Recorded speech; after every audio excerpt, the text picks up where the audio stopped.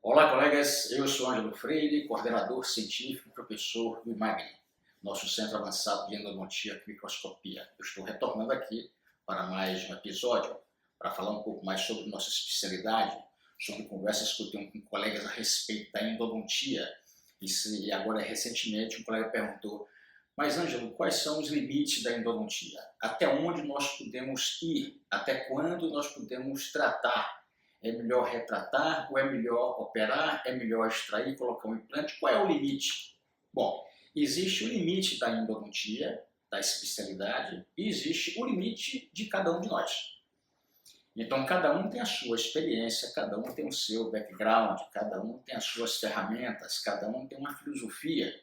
O que nós podemos entender é que hoje você quase não mais precisa fazer remoção de dente para colocar implante.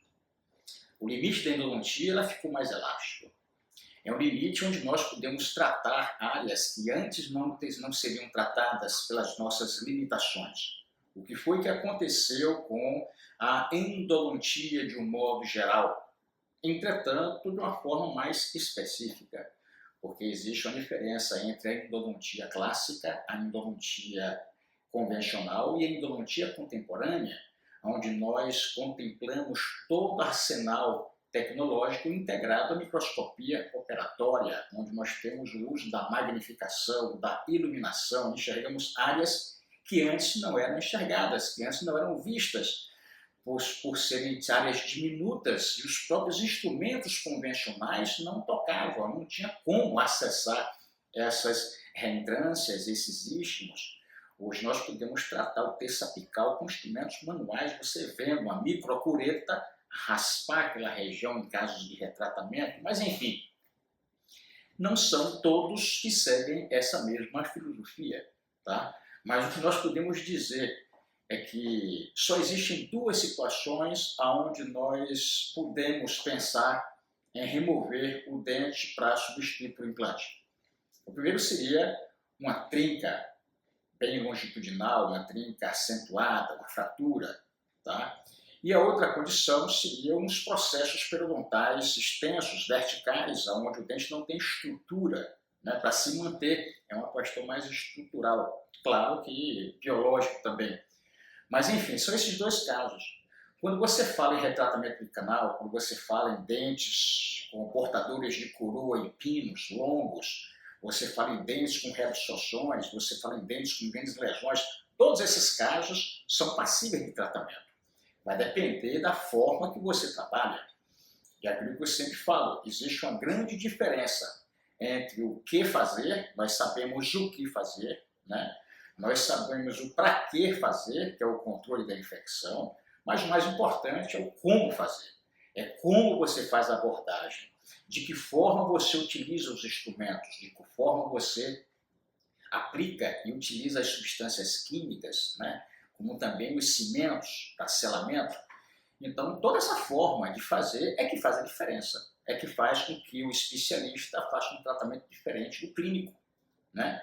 É que o background de um especialista que só trabalha, só tem um foco voltado para a endodontia em casos complexos, ele tem uma capacidade maior pela sua casuística, né? Então, todos nós temos que estar preparados. Então, o limite vai depender não só da endodontia em si, como especialidade, como filosofia em termos de tratamento de canal. Vai depender, sobretudo, pela capacidade do profissional.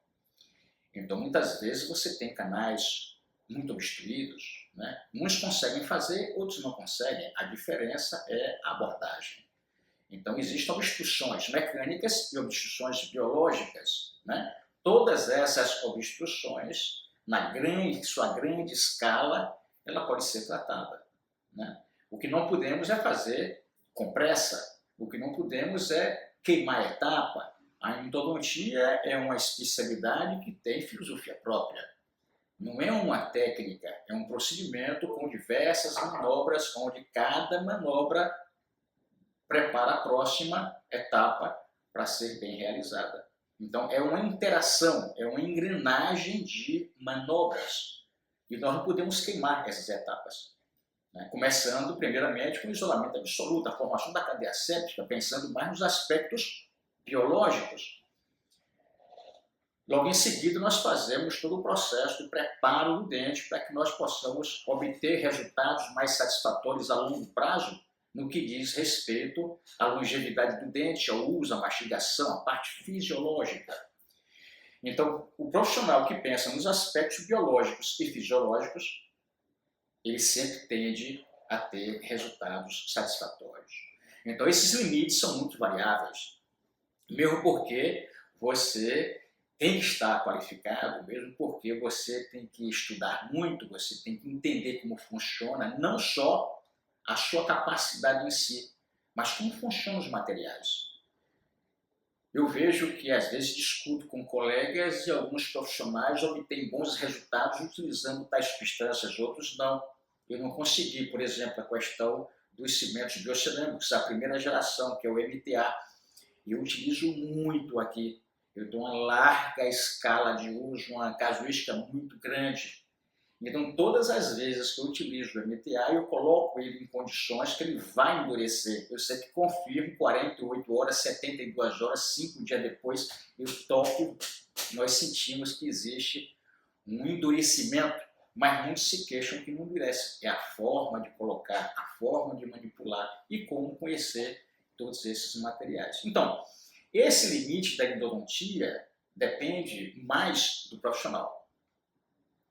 Porque o conhecimento, as pesquisas, a ciência, elas são muito claras em relação ao grande upgrade que houve na endodontia, com a incorporação de novas manobras, novos conceitos, novos arsenais. É a endodontia disruptiva, onde nós rompemos alguns laços com a endodontia clássica.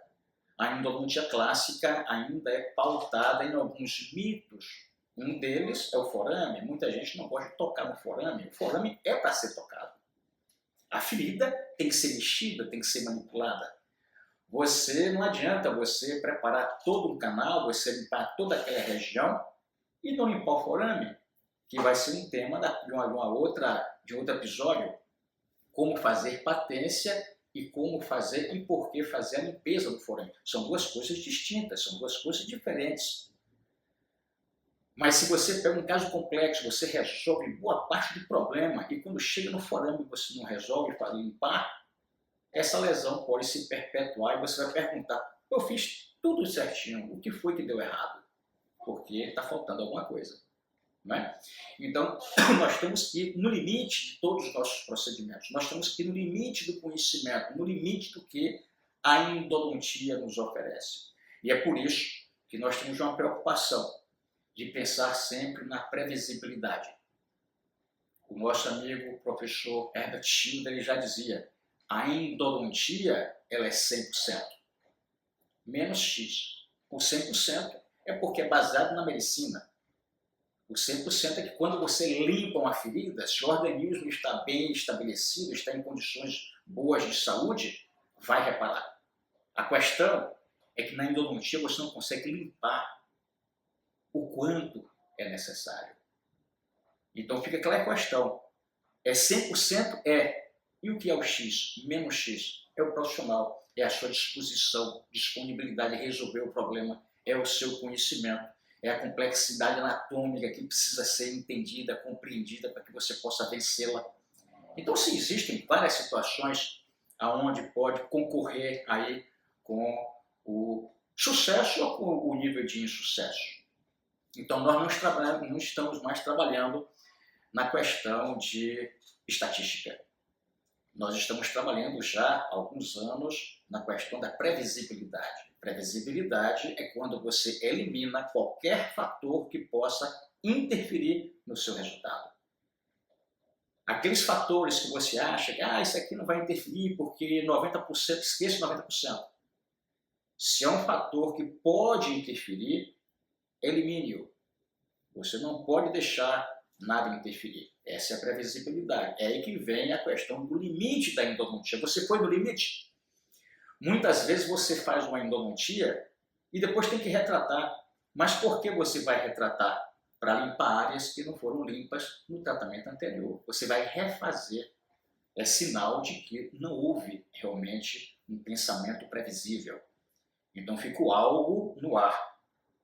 Então, quando nós falamos em limite da endodontia, eu considero isso mais no âmbito pessoal do que filosófico, porque a endodontia hoje quase tudo pode.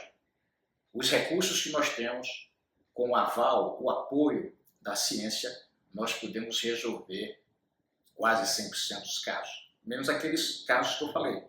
É o processo periodontal longitudinal e o segundo, a questão das fraturas.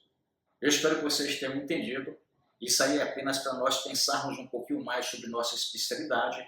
É importante nós entendermos como funciona, é importante nós discutirmos esses assuntos para que nós possamos amadurecer mais o nosso pensamento na endodontia. Eu espero que vocês tenham apreciado. A semana que vem eu estarei aqui de volta conversando com vocês. Mas não esquece, clica no sininho para ativar as notificações e acesse o meu canal do YouTube. Tchau!